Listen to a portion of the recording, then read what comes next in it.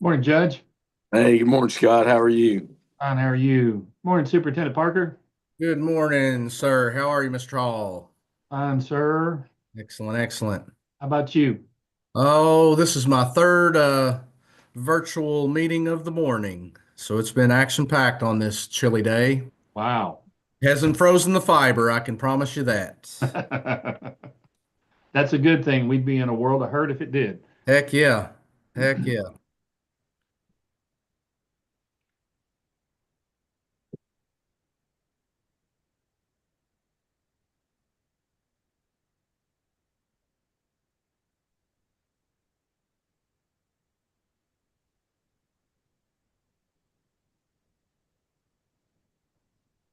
I'm assuming everyone had a good holiday season. Yes, sir. Hopefully you did as well. We did. We did.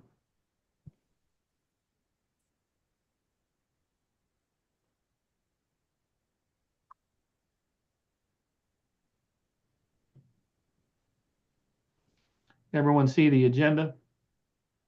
Yes, sir. I've got it printed out as well. Scott, you're going to go over the quarterly collection stats. Hmm. Um, there for December, Hmm. uh, were there any, uh, were there consistent payments from our largest employers made there before we get this meeting started? Yes. The reason we were down is because there were 19 deposit days in December 2023, and there were 17 in 2024. You That's know, all. That's all you got to say. uh, I just was comparing apples to apples year over year, and I knew there had to either be maybe one less payment because of the way the days fell, or we had less days. So yeah, and we had this earlier in this fiscal year where just the way the calendar fell, there was one less business day. In this case, there were two less deposit days. And if you take I think it's the 5.4 million that we did collect for December 2024 and divide it by 17, you get an average monthly or average daily deposit of $323,000. So, when we're $295,000 short for the month, that had we had those other two daily deposits in there, we probably would have been up significantly. very good.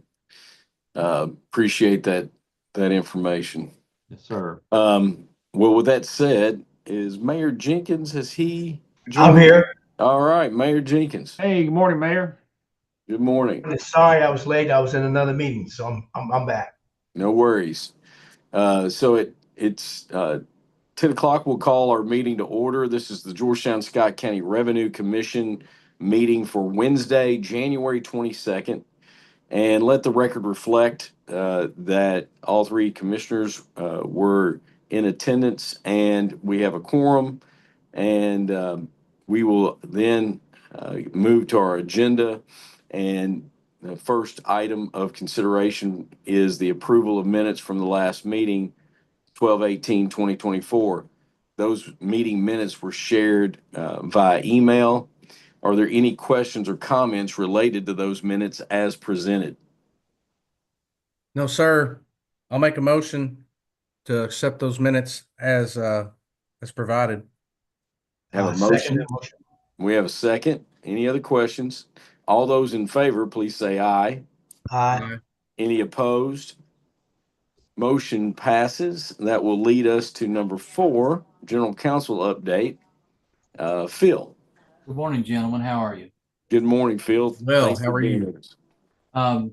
Just a couple of things, and I'll invite John and Scott to jump in if I might gloss over something important. On January 14th, the Madison Fiscal Court passed a resolution authorizing the Madison Judge Executive to enter our data services agreement. That was sent to us on January 16th. Scott signed and returned that promptly, and it was then sent back to Madison County that same day, I believe, by a runner, along with our check for the upfront onboarding and equipment cost. The data services interlocal agreement for data services has been sent to the Department of Local Government for final approval. We believe that that's really just a perfunctory step. The DLG will have by statute up to 30 days to approve that. I don't expect it will take that long. I think that's really a formality. So hopefully that gets us on the step to getting started here. The equipment has been ordered, and hopefully those steps will be coming to fruition very shortly.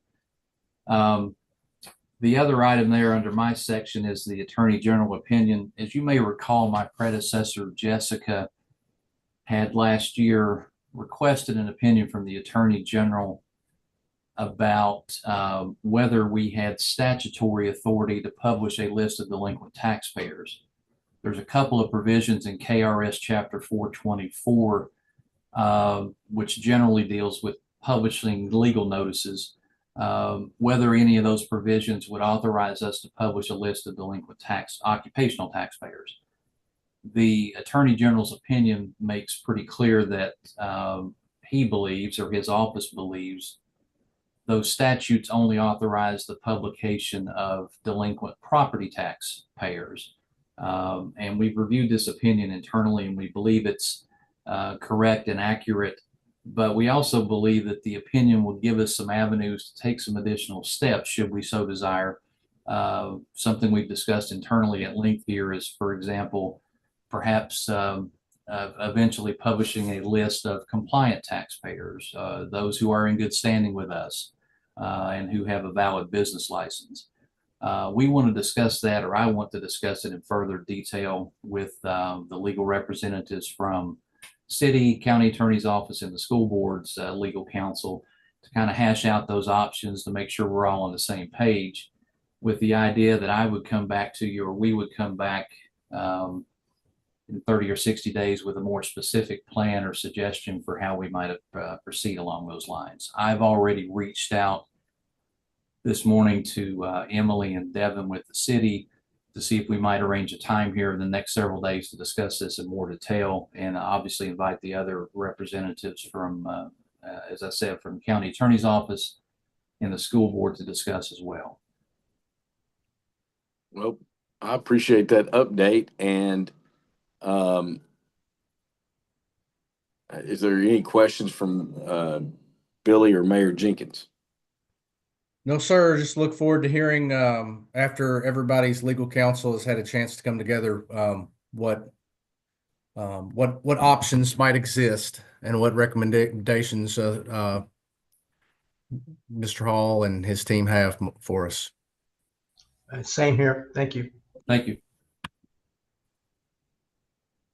So we'll move down. Phil, thank you very much for that update. And I will just share that the Scott County Physical Court also has an interlocal with the KCGC, and we work very closely with Chris Israel and the team from Madison County. And we think this is a very wise move, and I think I think they provide a great service at a great cost point, and I think it's a great example of collaboration between governments and entities. So very, very excited about that, and I think it'll serve the Revenue Commission very well as well. So with that said, number 5, scanning and digitization project update with John. Yes, sir. Currently, the digitization process is going quite well. We're currently sitting at about 65% fully digitized and quickly moving through all the files that are stored off-site. I'd imagine they'll have that wrapped up hopefully by April 15th. It might be a little bit after, but it should put us in pretty good position to be fully digitized by the time the net profit tax cycle comes around. Moving into kind of the phase 2 of the digitization process, working with our database development team with DB Services to really cater our database to what we need. They've done a tremendous job working with us on some of the updates we've been pursuing, and now we're just looking to move into more development and to the point where our analysts can fully operate in a digital world where they're able to produce their notices, track individual accounts a lot easier without having to pull files and sort through past data. They should be able to get the information they need quite quickly and get those notices out a lot quicker, and hopefully get our taxpayers compliant in a more timely fashion. Having Michelle come on board and Phil come on board has been tremendous as far as pointing out where we could improve, give us some ideas on, hey, what would make this make our tasks easier. Just having a fresh set of eyes has been great, and I've been able to go back to DB services and pursue some updates that I think will help us out tremendously. Thank you for that update. That's very, very productive and I know very helpful. So any questions from anyone else? No, sir. John, what about next item there? New website update. Yes, sir. The website rolled out on the 21st of November with little to no issue. There was a couple, hiccups here and there, but with the way the website's set up, we're able to make adjustments on the fly, essentially. So any issue we see, we're able to correct very quickly. Anything that we can't handle internally, we're able to go to KLC, and they make short order of it. One of the things we've discovered, and it really wasn't that surprising to me, is taxpayers love to let us know when they think we're in the wrong. So we get feedback pretty quick and pretty frequently if they see something they don't like, and we've been able to address every single issue without any problem there. So that's been very nice. Whereas with the past website, it would take essentially weeks to get any kind of to gain any kind of steam on making adjustments to the website. With this one, we're able to, like I said, make adjustments on the fly, and everything takes place instantly. That's awesome. And I'll just add to, the whole point of this digitization and all of these online services now, and essentially a taxpayer can pretty much handle anything that we would normally do in the office. They can now do it online. It's the taxpayer's website. It's for them. These services are for them. So we welcome that feedback, and we want to make it to where it's useful to them and it's achieving what they want when it comes time to being compliant with their local tax obligations. So we welcome that feedback at all times. We also consulted with a local CPA who we have a good relationship with when we were developing this, and incorporated some of his ideas and his suggestions as well. He's also a good sounding board for us. So it's a very interactive thing, and it doesn't do us any good if we roll it out the way we want it to be. We take our best shot, and we think this is how it should be, but ultimately when the taxpayers try to use it, that's when we tweak it and really get it to where it's a good tool for them. Sounds good. Appreciate it. Any other comments? We will now move to general discussion. Okay, can everyone see the general discussion agenda there? Yes. Okay, good. Okay, the first thing, Phil and I last week attended the KLC City Officials Academy. This is the first time I had attended. The agenda was really great for someone new like Phil coming in to local government. I think he got a lot out of it. I'll let him speak about his takeaways from it. But I had never been to one. It's set up primarily for people that are new to city government, but also as a refresher to folks that have been around for a while. I got a lot out of it. I thought it was extremely beneficial. I know, Mayor, you were sitting right there beside us most of the time, and about half of the city council, and Devin and Emily as well. So it was good to see Team Georgetown there, well represented at the event. But I just thought it was very, very beneficial. It's nice that it's close by. It was just over in Lexington. So, Mayor, I don't know if you want to add anything to that, but I found it to be extremely beneficial. Again, for me, that was the second time I've gone to that, and it's good refresher, of course, for me to understand the policy and procedures that goes into government work. And sometimes you think you know it all, but when you come to meetings like that, it kind of reminds you exactly, right in a mayor council setup, the line that's in the sand that you try to stay in your lane and try to govern doing what you're supposed to do, and also letting the council know what they are responsible in doing, and knowing that at the end, everybody's trying to do what's best for the community as a whole. Yeah, I think that's very well said. Now, Phil, as the new person here, what was your takeaway from those days last week? I thought it was very beneficial. I enjoyed it. And first of all, I'd like to say I enjoyed meeting the people from the city of Georgetown. I found all of them to be very engaged and they seem to enjoy it as well. Even for a person with a law background, I thought it was very beneficial. And I was also very impressed, and I think I mentioned this to Scott. I was very impressed with the level of professionalism and expertise by the people from KLC. They really knew what they were talking about. They were up to date on things. It was very beneficial. Yeah, and I made a point I mean, in some cases Phil introduced himself, but in a lot of cases I was able to introduce him to a lot of the key players, especially on the legal team there at KLC, Morgan Patterson Yes. And Megan Griffith and some of the other folks. So good folks to have in our corner, especially with one of our agenda items today to talk about. But it's just good to put a face with the name and have those contacts made. So Yes. just of course, all of these items are no action by the board, but just wanted you to know that was time well spent away from the office last week. Appreciate it.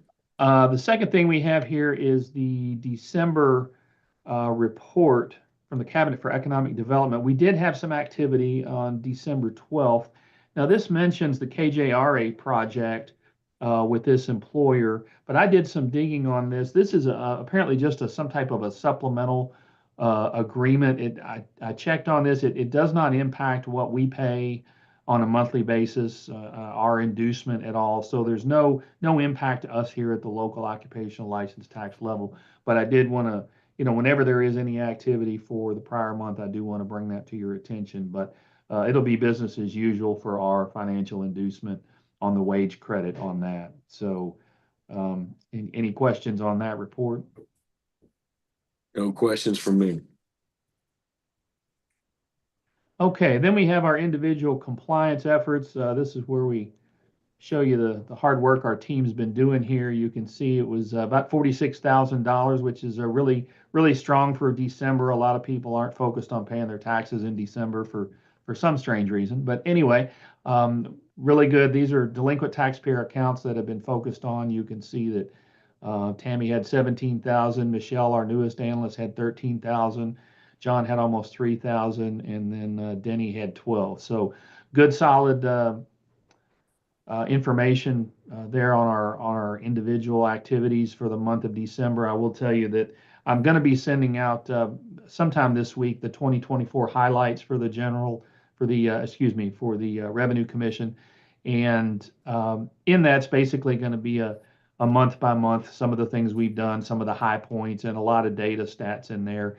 And I can tell you that for the calendar year of 2024, our team here, these names that you see here, and some that aren't on here anymore, collected in excess of $800,000 in the calendar year. That's just delinquent taxpayer accounts that they focused on. So these efforts are ongoing and will continue to produce revenue for our jurisdictions. And that would not happen. We've got a piece of conversation in agenda item number 8 about centralized collection. That would not happen if centralized collection became a reality, in my opinion. You're absolutely correct, Judge. That is correct. All right. Go ahead, Scott. I'm sorry. Any questions on that? No, sir. All right, moving on, we have the electronic payment summary. We did about $59,000 came in online. These are electronic payments, credit cards, e-checks.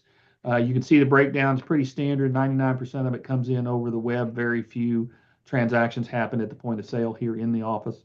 So that is, again, with our online digital offerings, this is where tax administration is going, and we're happy to be on the leading edge of that. 72% of it was net profit in December, 28% payroll. as is usually the case, 99% of it is e-checks, only a few credit card statements. I think there's something that happens in December. I'm not sure what it is. People use their credit cards for other things in December, but paying their taxes is not one of them. So, and you see a little MasterCard and Visa activity there, no Discover or American Express. So that's what our electronic payments look like for the month of December. Any questions on that? No, sir. No questions from me. Okay. Then this takes us to our monthly collection stats there, as we talked about before we got started here. We were down about $295,000 when compared to December 2023. That's about a 5% decrease. As we talked about, there were 19 deposit days in December 23, only 17 in 24. So with an average of about that 5.4 million is about $323,000 per day is what the average was for those 17 days. If we'd had those 2 extra days, we probably would have been flat or a little bit of an increase on there as well. So that we had that happen once before, I think, in this fiscal year, where those 1 or 2 extra deposit days can really make the difference. You can see the city and the county and the school board and their portions that were down. Now, I will point out here, Judge, here that the reason yours is down compared to normally the city and the county are pretty neck and neck there. That was not the case because we did have one large payment we received in December. And John, you can correct me on this. I think it might have been a capital gains payment, a large piece of property, multi-million-dollar sale was done, but it was a county and school board only tax payment. There was no city component. Otherwise, the county would have been right up there with you at about 150,000. Do I have that correct, John? That is correct, sir. Okay, yeah. So that's a little bit of an anomaly there. Usually the city and county are a little more neck and neck, but there was that additional $70,000 payment to the county. Any questions on the monthly numbers before we move on to the quarterly stats? No, sir. All right. I'm sorry. I said, no, sir, go. Oh, okay. All right. So as you can see here, here's our quarterly spreadsheet here. These numbers here in December is what we just saw, down 295,000, the city's portion of that decrease, and the county and the school board. But now in the sense of the quarter, we are down 1.1 million for the second quarter. And it's interesting, if you look at these monthly numbers, we have 3 in the green and 3 in the red. So it's kind of a mixed bag with this one half of the fiscal year in the books. Of course, with the large net profit deposit we had, we're still up $7.4 million overall. But when you account for that one-time payment, we're down for the fiscal year about $271,000. That's overall, city, county, and school board. So as of right now, we've collected 2.9 million more for the city than we had at this time last year. For the county, 3.2 million, and for our friends at the school board, an extra 1.2 million more collected than we had at this very same time. And then the line below that is what we've actually distributed to you after refunds and expenses. What we actually distributed during these 6 months. You're up $2.9 million in distributions for the city, 3.1 for the county, and 1.1 for the school board. We'll continue to track this way because of this payment. I will tell you, I don't know if you saw your emails yesterday, but yesterday we had a $3 million deposit day, and that is not our largest employer's payroll. Is that correct, John? Yes, sir. That one just came in today, so we'll have another large deposit for today. Yeah. So January is shaping up to be quite a large month. We'll have more on that next month, but yeah, if you look at your deposit from Tammy yesterday, that's quite a large number. So we're off to a good start in January. So that's where we are for the quarter. When you take out the $7.7 million net profit estimated payments, we are down about $271,000 in compared to last year overall when you account for that. But again, we'll have to look at this large payment and report to you next month on how that's going to shake out and how that will impact this fiscal year. And it is a large net profit payment as well, is it not, John? Yes. Okay. Scott and team, I just really appreciate being able to look at trends and quarter to quarter, month to month, year to year. Appreciate having the data, and it helps us make decisions. And as we get closer here to the end of this month, we'll start really, dialing into budget time. And I know my colleagues, Mayor Jenkins and Superintendent Parker, are doing the same thing. So appreciate the data that helps us make decisions. Well, you're very welcome. It's our pleasure.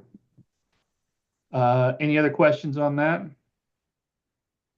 None from myself. Sir. No, sir. All right. We will go ahead then and talk about the open and closed accounts. So this is a calendar year tracking we do here. So now that 2024 is in the books, we had 1,112 new business accounts opened here at the Revenue Commission. That's our fourth consecutive year of over 1,000 new businesses registering with us. So that's a nice trend. We are down from last year. That was a record year, 1,398. But you can see we also had quite a few closed last year because of Jessica's efforts for account cleanup. You can see we're about 270, 80 fewer businesses open, but we're about 700 fewer businesses closed as well. I'll also point out to you, if you remember right at the end of last month's meeting, these numbers here were reversed. For November, I had 19 new and 70 closed, and Pam spoke up at the meeting, said that the spreadsheet I was using for that on our share drive was inaccurate. The numbers had been reversed. So I corrected this. It was actually 70 new businesses open and 19 closed. And then we rounded out for December, 42 open, only 17 closed. And these big numbers, we looked at this anomaly, and John and I talked about it. A lot of this in the last 2 months. And John, I'll let you add anything to this, but I think we figured out that the reason those numbers were so high is because, if you recall, in October, we had the waiver window where we waived some penalties and maybe some interest for some folks. That also led to a large number of accounts closing. So it was a good tool in that way as well. So maybe some delinquent accounts weren't really delinquent. They just needed to close and they forgot to close it with us. So is that an accurate statement, John? Yes, sir. It definitely got quite a bit of responses regarding, hey, I don't know why I'm getting this notice. We haven't operated there in years. Great, let's get this taken care of. Yeah. So that's why those numbers are skewed a little higher. And again, for the calendar year, we wound up quite a few fewer closed as a result of that. Scott, Yes. would there be any thought to doing that same exercise again this year? Well, it's something we always have in our tool belt, but if you put them too close together, it's somewhat of an amnesty kind of a scenario for folks. And if you do that too often, then what a lot of the data suggests is that what can happen is you will actually see in the long run more delinquencies because people are just waiting for the amnesty. Hey, They I won't follow. file, they Yeah. won't pay, things of that nature. No, So it's a follow good that tool to thought. have, but direct answer to your question, Judge, yeah, it's a good tool to have, but it's something we need to space out a little more. Yeah, maybe every 2 or 3 years. Yes. All right. Appreciate that, and certainly follow the thought process as well. Okay. And then here's our all the cumulative data we update for it. And as of the end of December, we're sitting at 10,271 open active accounts. So that's a very healthy number there. Any other questions on any of the general discussion items? None from me. All right. Number 8, centralized collection. I first brought this to your attention back in the fall when we first became aware of this. There has not been a bill put into the record for this session yet, but there is a draft bill that has been floating around for several months. It would essentially, it looks like the state treasurer would take over centralized collection of all occupational license tax throughout the Commonwealth. We would still be responsible for everything other than the collection. We would just lose control of the money. All the money would be filed and paid through this centralized portal, which we don't know what it's going to cost. We don't know who's going to pay for it. So there's really more questions than answers. But anytime we have had any type of centralized collection effort, we vigorously opposed it. That includes KLC, KCO. It's not something local government is in support of. There are some counties and cities that have already filed resolutions opposing this.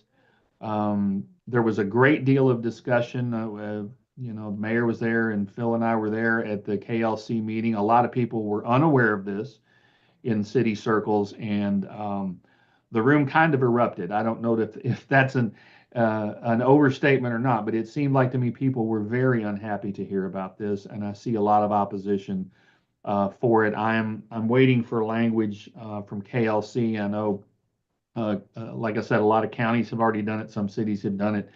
What kind of language to use, but I would encourage all of our jurisdictions to pass some type of resolution.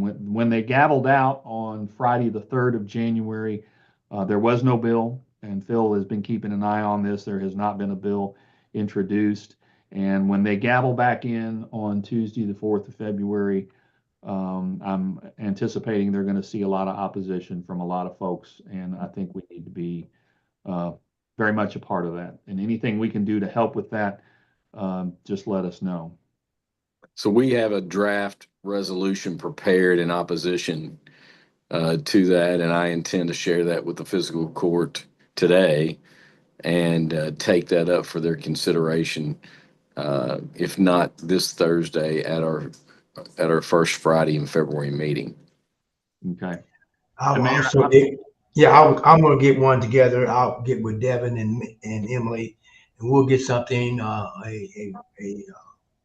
a resolution stating our opposition against that, and hopefully we can bring it to council on Monday when we meet. Scott, I've talked to Joe Pat about just basically if he forward what he has, and Bernie, same for you, because we've got interest in that as well. I did have a question for you, Scott. For me, sometimes it's nice to know who I'm up against here. Who is it that is in favor of this? Are there any communities or any local governments that you know are in favor? And if so, what's the pattern to why they would be in favor or not? No, I'm not aware of any of that. In fact, I believe it's pretty much universal opposition. It is the Kentucky Society of CPAs is supporting this, the Manufacturers Association, Chamber of Commerce, groups like that. They went, it's in the interest of trying to be business friendly, create a one-stop portal for everybody to file everything. That sounds great, but it's very complicated when you get down in the weeds and you talk about 200 plus cities, counties, and school boards. And we all have our own separate things. Like we have our $10,000 for exemption for people that are 65 and over. At the county level, they have the same thing, plus $10,000 exemption for all businesses. I just don't think a one size fits all is going to work. Our position has always been local decisions are best made at the local level. So we view this as an attack on that. I think it started, we don't have a sponsor yet. So although we've got a pretty good idea who it might be, but I think it started up in Northern Kentucky somewhere. And it's not the first time we've had push for centralized collection. In fact, I think I mentioned at one of our meetings last year, it was in November of 2023, that an attempt was made to handle centralized collection of transient room tax, which is our hotel motel tax. Of course, we don't collect that here. Lori does over tourism, but in some jurisdictions, when I was at Louisville Metro, we collected it. And that went nowhere because, in no small part, because the Kentucky Department of Revenue spoke up and said, we don't have the staff for this. We don't have the technology for this. And the cities and counties do a fine job of collecting this on their own. We don't need to be involved in this. But that's not the position of this particular agenda item and who's pushing it. I think they're very adamant this time that this needs to happen. But unfortunately, I don't think there's very many people at the table that understands exactly what it is they're proposing and how they think it's going to work. Go to that. I have shared our draft with you all via email just now. And, I hope that this effort does not collect any support. And I am confident that Keiko will work to support counties and not support this. And I'm sure KLC as well. So, but if y'all have any other questions about any of this? Did I answer your question, Superintendent Parker? Yes, sir. Yes, yes. Again, just trying to get a feel for the lay of the land and making sure that's what it kind of was sounding like, is that there was universal displeasure with this. I just wanted to make sure that was in fact what I was hearing. Yes.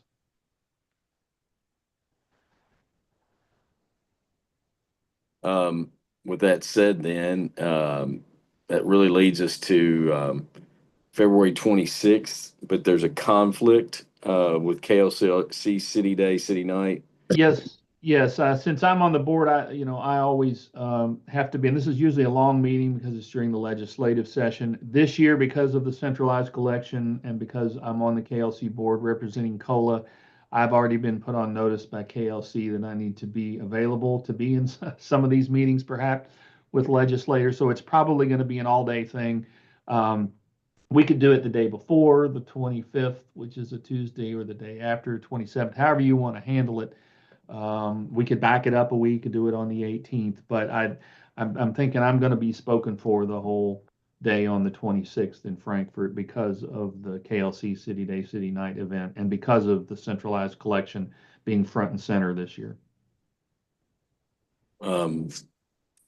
Mayor, Superintendent Parker, can you all look at your all schedules? And, I don't think we have to do it this second, but of course, if you had your calendar available, Tuesday the 25th. I'm good having a special call meeting on the 25th. Superintendent Parker. We've got an event at Stamping Ground Elementary, but I'm not exactly sure on the time. Worst case scenario, I could have Gina proxy for me if I had to. So I think that would work. Let's tentatively schedule the 25th at 10, and Scott, if you'll send out an email and confirm that, I think we can navigate there. Thank you. Yes, sir. I'll get that done today. All right. And with that said, then I think that concludes our business. Is there a motion to adjourn? So moved. A second. All those in favor, please hit leave meeting, and we will adjourn. Thanks for everybody's work. Thank you all. We appreciate your support. Thank you. Bye-bye.